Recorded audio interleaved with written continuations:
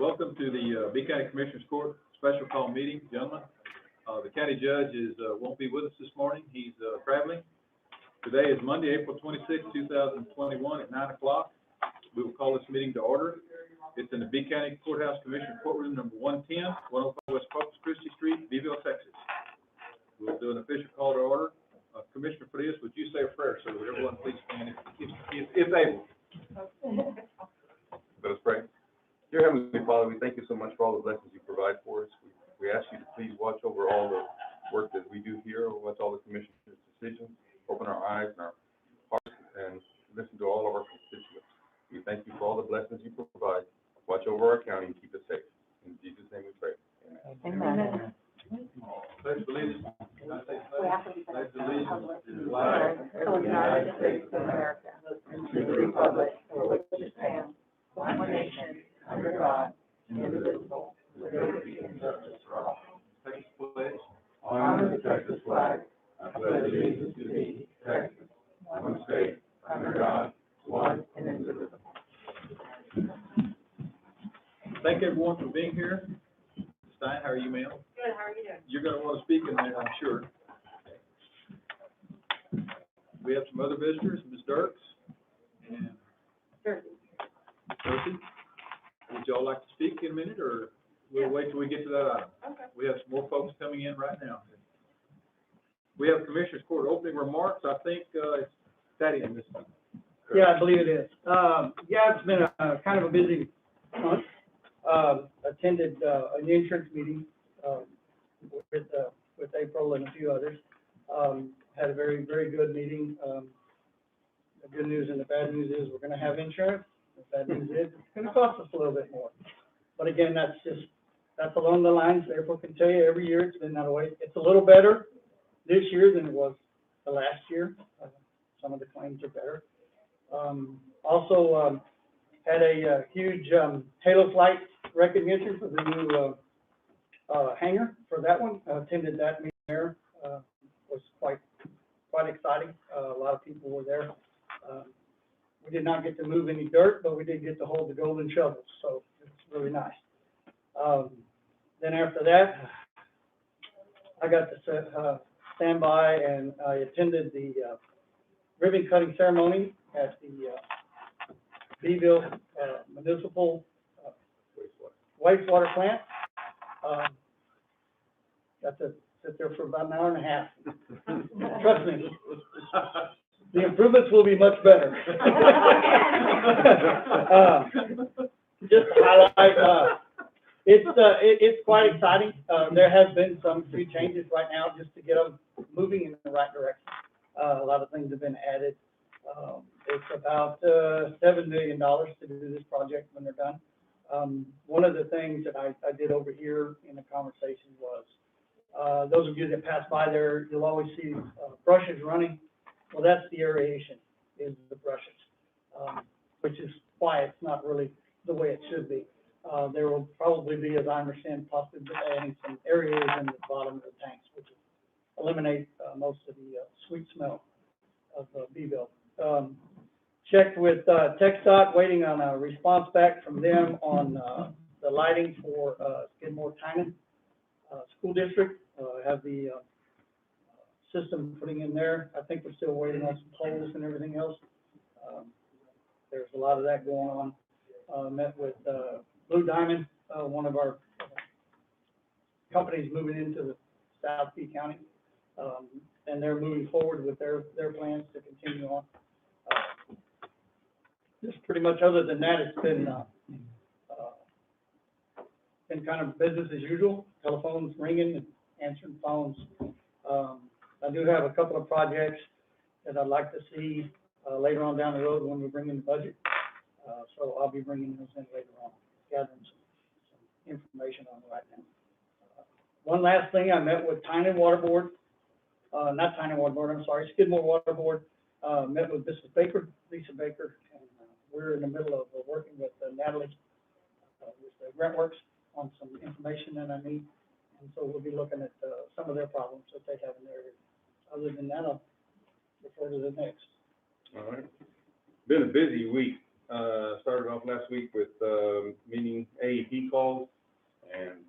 here at the courthouse with Mr. Gonzalez and myself, and they're upgrading the, Berkeley, substation, sir? Yeah, they're upgrading the Berkeley substation. They want permission to put some poles up and go across the highway, things like that. So, got that. Tuesday was real busy. Met with, at the sheriff's office with, BSW, MD Engineering, Turner, and then all the group, and that was 2 long meetings. And that group there, we split up off. I invited them to split off into 2 groups and go tour like Commissioner Linney and I did, and go see the actual cells, how hot, humid, and how uncomfortable, and then the rest of the sheriff's office and jail. So they were doing that. They found 5 units up there that weren't set correctly. Again, they're finding something every time they go. They're there this morning. I checked, Alex is there this morning with Turner. He's waiting for a trained, engineer to come in and start adjusting those units up there on top. And see, we'll find out what the end result is at the end of the day. So that was going on. I had 2 meetings with, Brenda from ECM, trying to catch up, see what how we can move forward on, the county. The punch list is almost down to the end. So, and then with Ernie also. Was on the phone with BSW, Flint, some more finger pointing. Turner did this, they did that. So that continued on. And then attended the Halo flight groundbreaking, which was pretty exciting for Beeville County. Hope they keep expanding their footprint. BDA, I had several meetings with Jaime before they took off. We've got some good items cooking that I hope that we can announce here in the court here in the next, week or 2.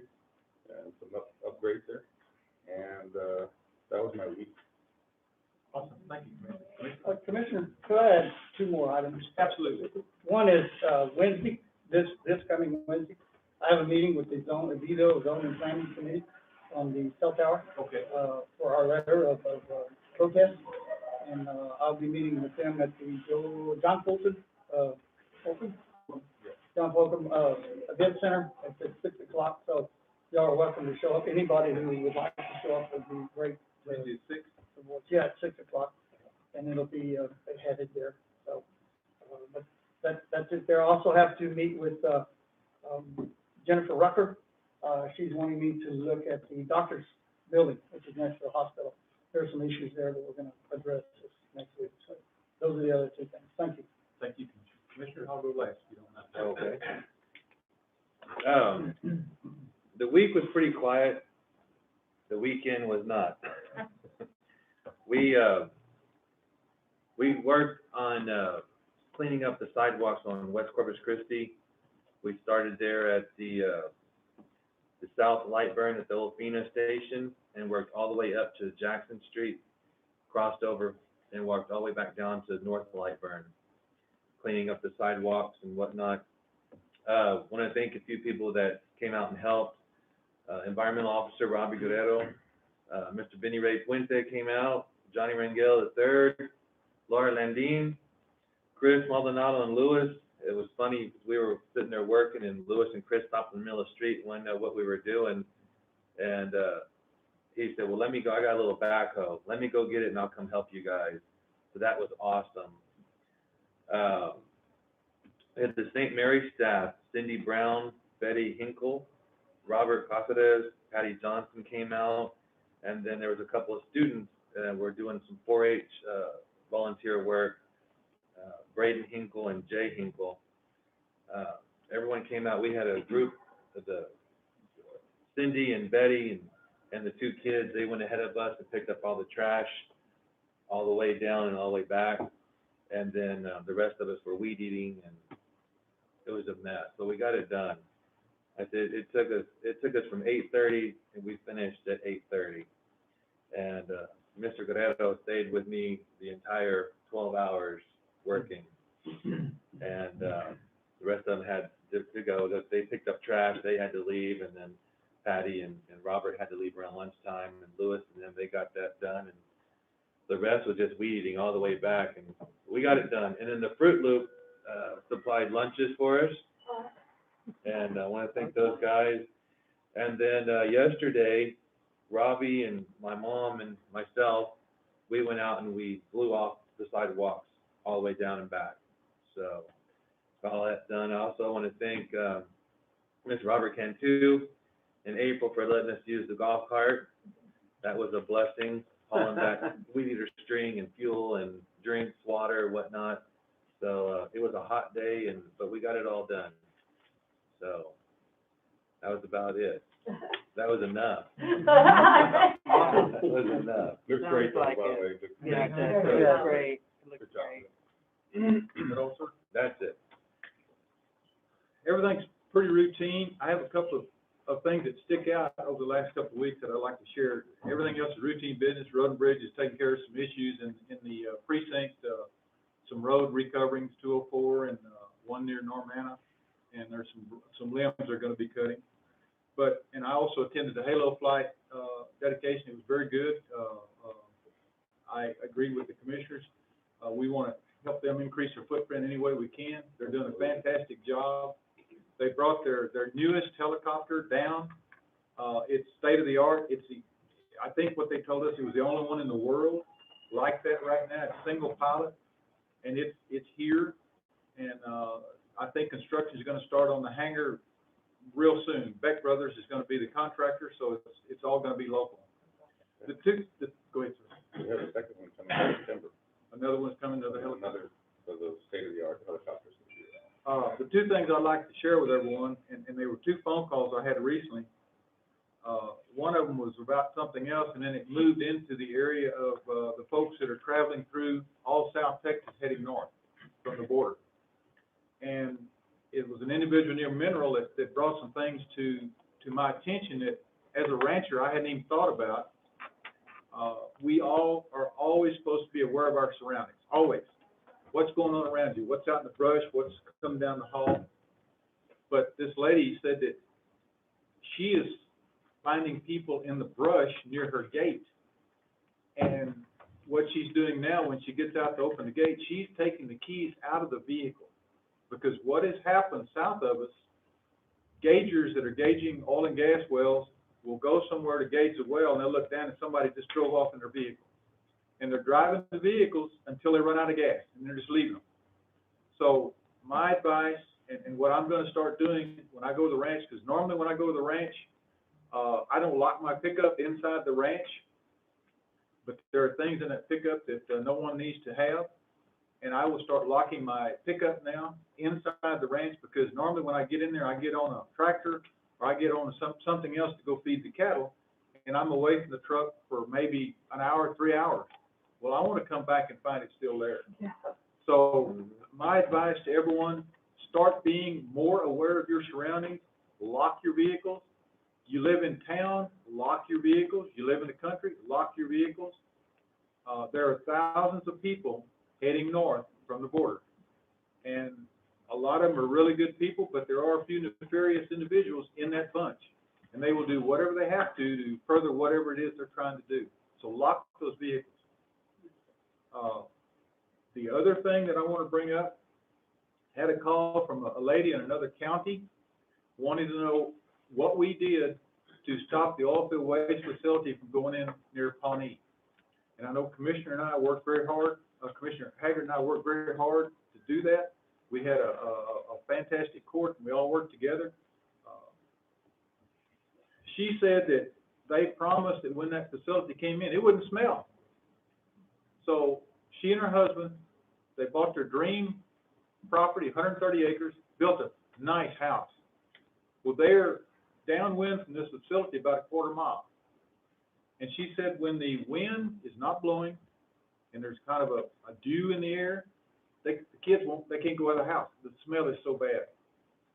And I empathize with her. She has her senator involved. She has her state representative involved. From what I understand, locally, one of the elected officials is involved in putting material in that facility, so she's not getting local assistance. And I won't say what county it is. And she asked me what we've done. I explained what we've done. The problem that they have there now, it's in place. It's already been established. And it's in an abandoned caliche pit. And she said there's supposed to be 3 containment pits inside that caliche pit, and this is just the first one. So there's 2 more. And she said the walls on that pit are probably 30 foot tall. And she did indicate that there are historical records, local people have talked about when a hurricane came through, that the pit overflowed, even though it was 30-foot walls, because the water all ran in it and it overflowed. So ma'am, that's maybe the way you need to go with this, and stay with it. So, I think we're very fortunate in B County, the Commissioner's Court, Commissioner Haggard and I, the local people in Pawnee, the Nueces River Authority and all, we all banded together. It took us, Commissioner, approximately a year and a half, 2 years almost, and we prevailed. And not only that, but you stopped too. Yes, we honestly have stopped 2 in B County. And, I empathize with this lady, and, just be on your guard. The solar farm and wind farm are coming along. We have an agenda item about the road use agreement today. The solar farm is, still working very hard. A lot of construction going on, a lot of people working. So with that, I will end, and we'll go to the next item unless somebody has something to add. Thank you, gentlemen. We have public comment. Is there anyone here from the public that wants to make a comment? I'll repeat it one time. Anyone from the public wants to make a comment? Okay. Number 7, the following items are administrative nature. Commissioner's Court has been furnished documentation on each item, and all such items may be acted upon by one vote without being discussed separately unless requested by Commissioner or County Judge. That includes your departmental reports, the travel requests, line item transfers, budget amendment requests, B County bills, and some Commissioner's Court meetings. Do I have a motion? Move to approve as presented. Second. Any questions? Anything to stick out?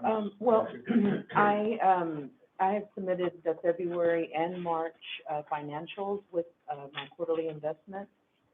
We were a little behind because of some issues in the office, but this catches us up. Would you like to maybe look at March? Please. Okay. If you want to go to page 5, in March, it kind of gives you a little snapshot of our revenues and where we're at. From, over last year, we seem to be pretty much on target. We're a little, still lacking in charges for services. Fines and forfeitures are down. Otherwise, everything looks pretty in line.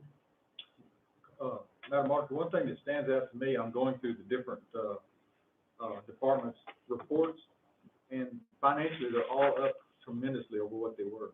Community affairs is over $8,000. Community affairs is one of the departments that are up.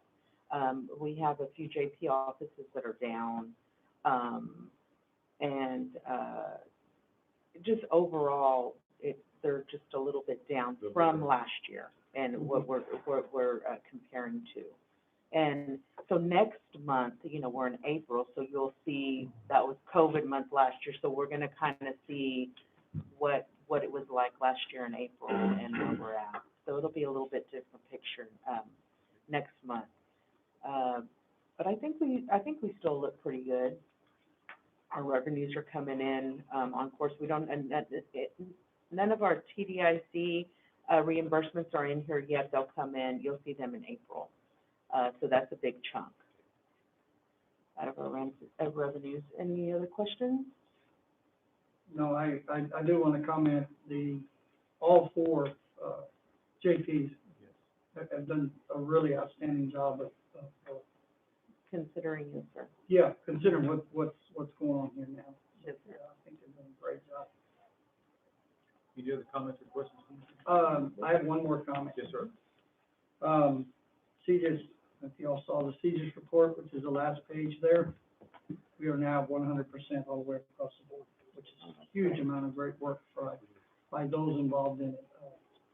Your department, district clerk, district judges, everybody, judges, everybody. To be 100% now for the last 5 years is an outstanding mark.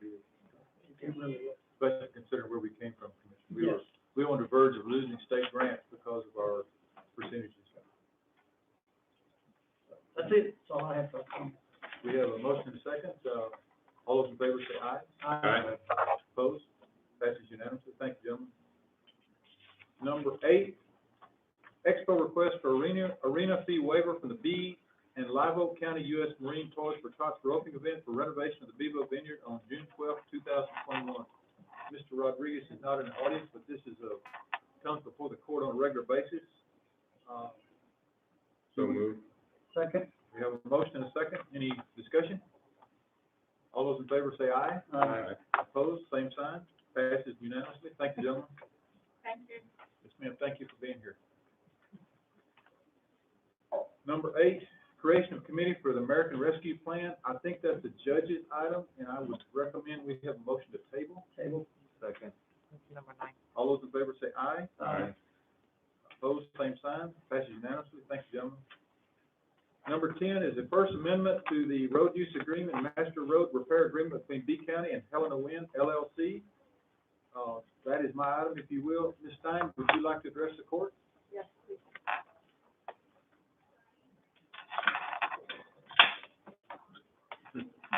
Good morning. Morning, ma'am. Thank you for being here. Yeah, thank you guys, for having me. So, you know, your point is really on point about being vigilant in the community, especially during all of this construction season. I went to college in New York, and they always said there's 2 seasons, construction and winter. So we're definitely in that stage right now, just driving down from Goliad, you can definitely tell, things are picking up, and that's really gonna be the case in northern Lee County. So, with today's road use agreement amendment, this is for the Helena Wind section of the project. We're adding 3 additional roads, which includes a performance bond to accompany the roads that we're going to be utilizing and ensure that they're up to grade and up to weight of the equipment that's going to be coming to site. So we've added County Road 133, County Road 127, and County Road 152 to that road use agreement amendment. And you can, if you have the agreement or reviewed it, there's a map on the last page, an exhibit that also shows where the final turbine locations are going to be placed. So we have come to a point in our design that we have chosen a manufacturer, which is Vestas. We're going to be placing 66 turbines, and that map is, you know, public record for your constituents to take a look at where they're going to be placed along with the road. There's nothing west of 127, everything is just cradled in that little section. Yeah, well, basically, there is going to be stuff, you're right, well, east of 127. See, everything is west of 127. Yeah, there's nothing west, they're all east of that 127. Yeah, If you would, Commissioner, the way those are set up, correct me if I'm wrong, sure. you have Eagle Ford outcroppings and they're ridges, and they're set up on the ridges. Yes. Yeah, so we're Yes, working with topographically. pipeline operators to make sure that our design doesn't affect any of their pipelines, working with their field reps. Just fun fact, there's 19 different operators in this 15,000 acres of northern Lee County. So we have to get a crossing agreement with every single one of those operators to ensure that we are complying with their needs, you know, just with their equipment that's out there, their wells, their drill pads, and their pipelines, as well as their fences. For the winter, Yes. And like Ms. Stein said, there's 66 of them, which is when y'all make that turn on 126 to 121, I don't see that. Yeah, there's gonna be a wide turn, so you bring up a good point. At this wanna point see in the that. project, You will. yeah. we'll have like a These roads safety there. area for everyone to take a look at. But we are working with other landowners right now, for those turning radius agreements. That really wasn't part of our plan up until a point where the turbine manufacturer comes through and says, hey, these are the roads that we need. These are the turning radiuses that we need to ensure that the equipment arrives in good standing. So that's what I'm kind of doing right now, working with those landowners, meeting with them, seeing if they're willing to give us that corner cut on their properties based on this map and this design. We are also, okay, so along with the road use agreement, I want to formally provide the court the performance bond that is associated with the road use agreement. I'll leave this with you. So this is a $1.8 million bond that will be kept for $200,000 per road, 9 roads. Okay. I wanna just also, Before she leaves, sorry? is there a check on it? Right, not to your name yet. Can't do Mine as anything well. else. I also just want to give an update of where we're at with construction with Helena Wind, and then I'll do a little bit on Sparta Solar. So, the very first thing we're gonna start on for the Helena portion is the substation. That's gonna get started in mid-May, and that's gonna be with the road getting to the substation, on the Forum property. This is gonna be a brand new substation with a 4.6-mile transmission line to the substation that's going to the Sparta Solar project. So there's gonna be two separate substations. AEP is building their switch yard, off of 673 and 124, and that's where both substations and collection lines will be, connected. So that'll start in mid-May. That'll really be, the local point for where the trailers will be and, the laydown yard. In June, we're gonna start the rest of the site prep and construction, doing some clearing, removal of some trees to get to the future turbine locations as well as the access roads. We're gonna start doing work on the public roads based on this map in June, and that'll go from June through September. We'll be working, I'm sure, with, Ray Gonzalez and our consultant, Latner, our engineering consultant, construction team, to make sure that we, accommodate any concerns and issues as well. From a safety standpoint, that's really gonna be at the top of my mind, as we go into the summer here. So any issues that occur in the community, please reach out, whether it's to Commissioner or to myself, and we'll figure out what we need to do to make sure that the roads and the people are safe. We're gonna start foundation pours, in July through October, so these are the turbine pours. And then turbine deliveries will be arriving in September timeframe, September, October. So that'll be, a good time in D County, I think, just taking a look at how large these, blades come through and the nacelles and like, you mentioned, Commissioner Ferris, accessing the turns in these, Somebody's small roads. somebody's gonna get some new fences, I don't know. And then, of course, COD, full, operation of the project is still expected to be June of 2022.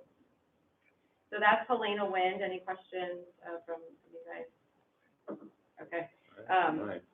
Really quickly, for Sparta, like you mentioned, they're doing really well out there. They have been clearing the site.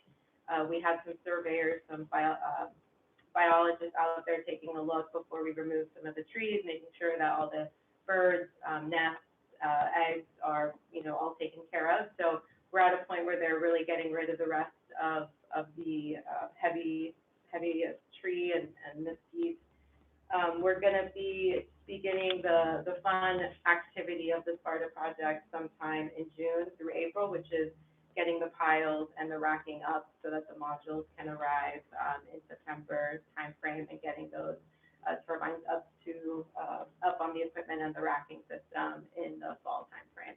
So that's also planning to be fully operational June 2022. But the solar project is really much more contained than the wind project. Everything really happens within the solar site, and we're really only affecting, or crossing FM 673.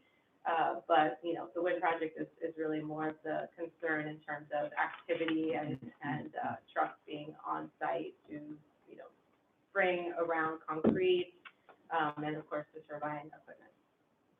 That's all I got. Let me update you a little bit. Ms. Stein and I talked about a legislative bill that's in the legislature now concerning signing for solar and wind. And I've been speaking with our representative and the Wind Alliance folks, Mr. Jeff Clark.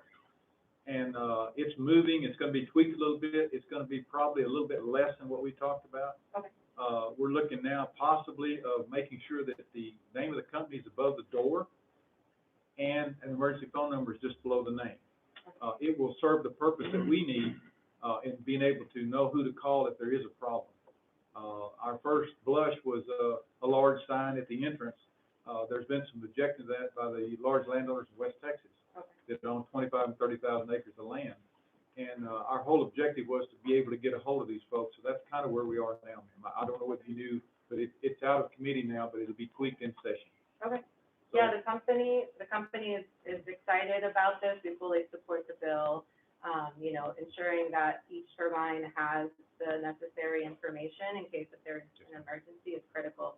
Another addition to that, just so you're aware, is we are getting 911 addresses for every single turbine location. Great. So we're doing that with the county, Sheriff's and- office. yeah, the sheriff's office. Patricia's been helping us with that. And then once we get those 911 addresses, we'll get each turbine permitted, Great. with the community affairs group.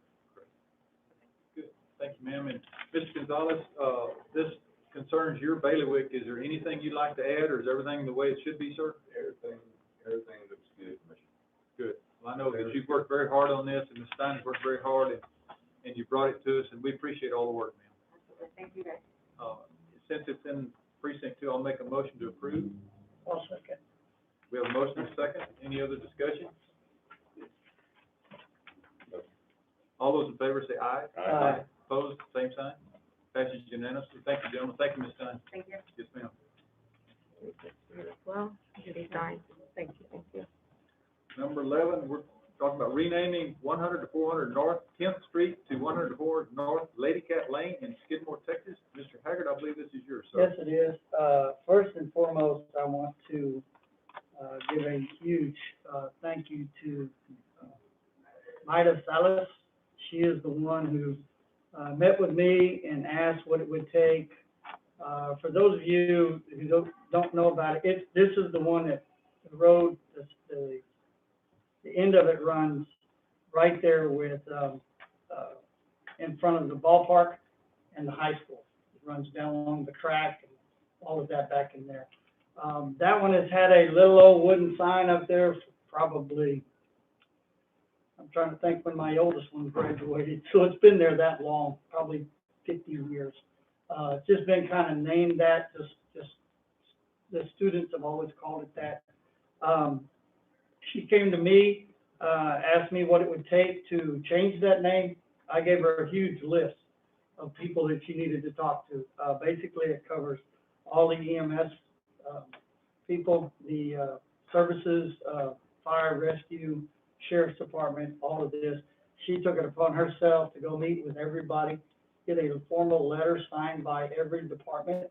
She also faced the school board in a probably a 30-minute or 45-minute presentation with, I'll be honest with you, only one opposition to naming that road out of the school board members and the superintendent. But it passed pretty much well, not unanimously, it was all one voted against it.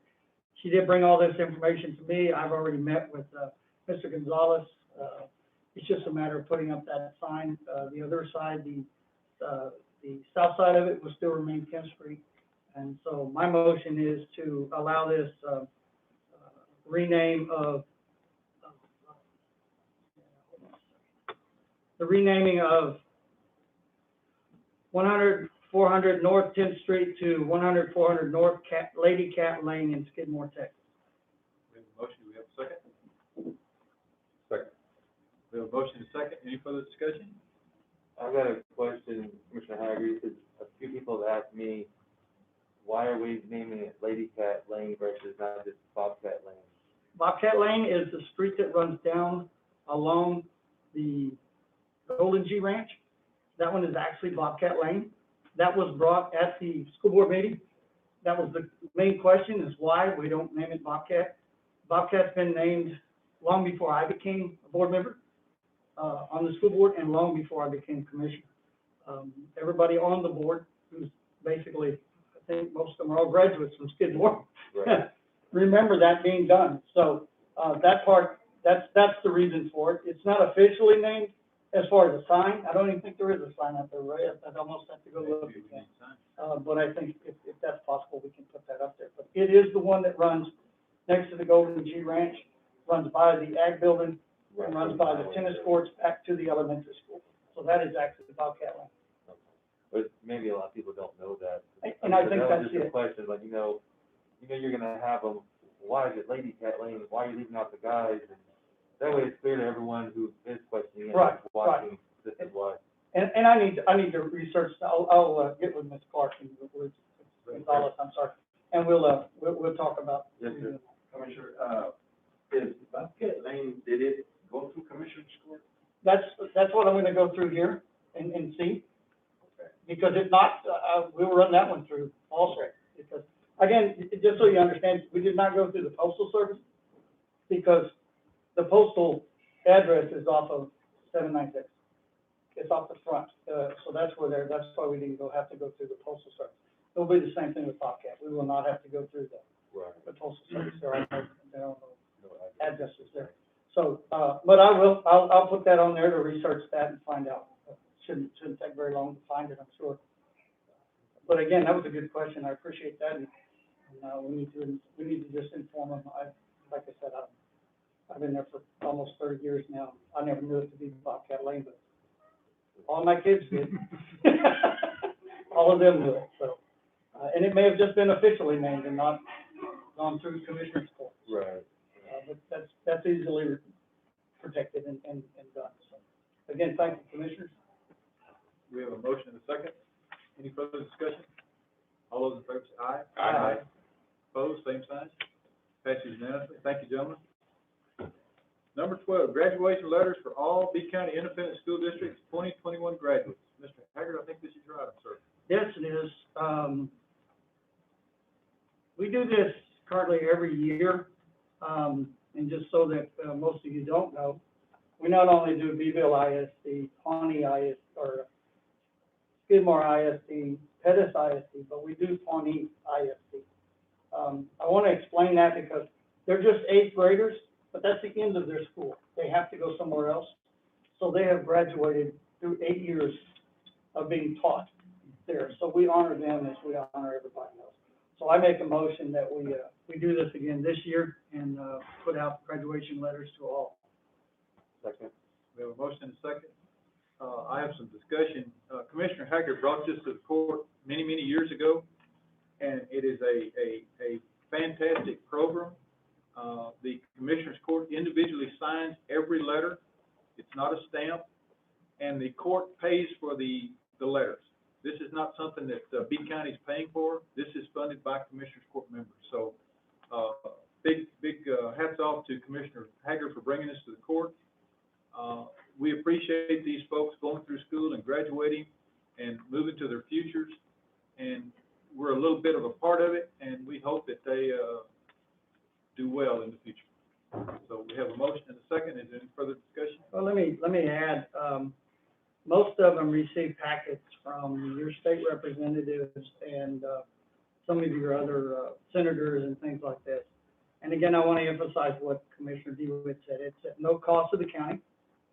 We all foot the bill. Also, we all hand sign every one of them.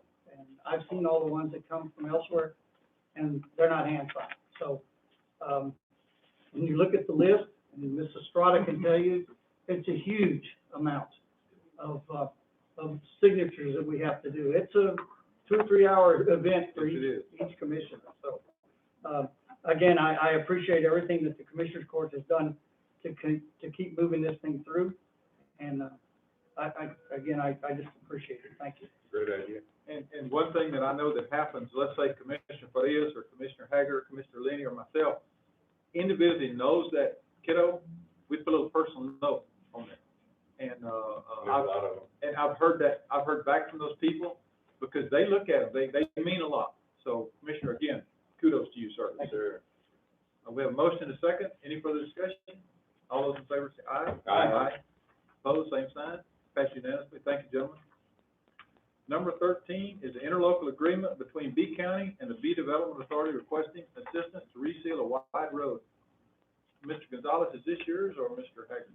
No, I bought it, but I'm on the BDA board. I'm sorry. Mr. Farias, it's yours, sir. No, Mr. Arizola, the executive director out there, asked if we could enter an agreement with that. So Mr. Gonzalez graciously went out there and priced it out for him and everything. They created the letter and he sent it through. So that's why it came from his office. So, we asked to get done, and he knows he's in line. I know he knows he's real busy. So whenever he falls in line and can get it done, they'll take it. And correct me if I'm wrong, let's get a motion in a second before we go any further. Motion to approve? Second.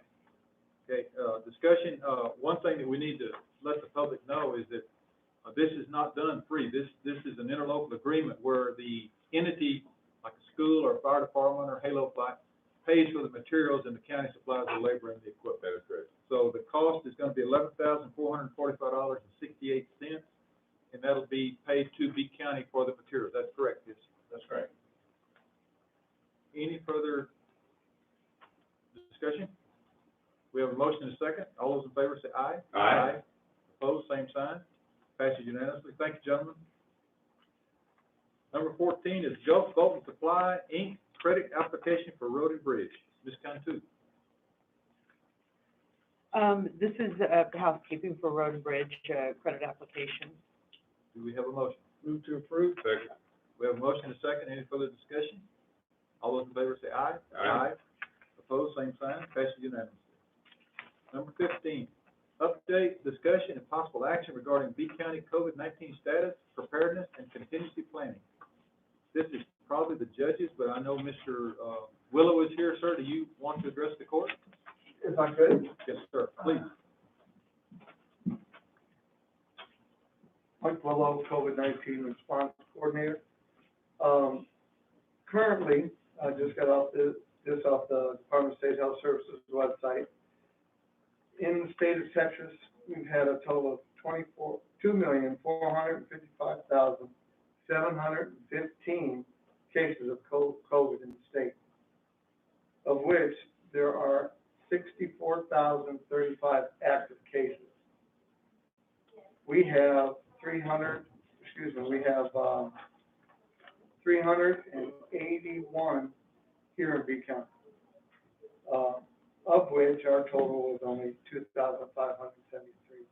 COVID is still out there, and we're still getting cases, not the 20 or the 30, but the 1s and the 2s. So one thing that I've noticed on the news lately, they're sending and encouraging more testing to be done, because people think that if they get the vaccine, they're immune. You can get the COVID still, so we don't want people to have a false sense of security. So bottom line is, testing is still there. We're doing it now Tuesday, Thursday, and Saturday at the Expo Center. We are the two hubs for B County, the hospital and KCOS. Now, KCOS last Friday had only 120 people come by for vaccine. So they are going to move to Hillside Drive, where their offices are, so they can administer, at the time we talked, they only had 40 people registered. So this is not just a local issue of people not registering to get the vaccine, it's a national occurrence. Everyone, they're feeling it everywhere. It's concerning, but they're feeling it everywhere. And good news is that the Johnson & Johnson vaccine has got the go light again, so people can start signing up for that. And at the present time, I believe Schultz & Roten Pharmacy is the only one that has Johnson & Johnson. I'm not sure who else has it, but I'm going to check on that. That's all I have. Thank you, Mr. Thank you, sir.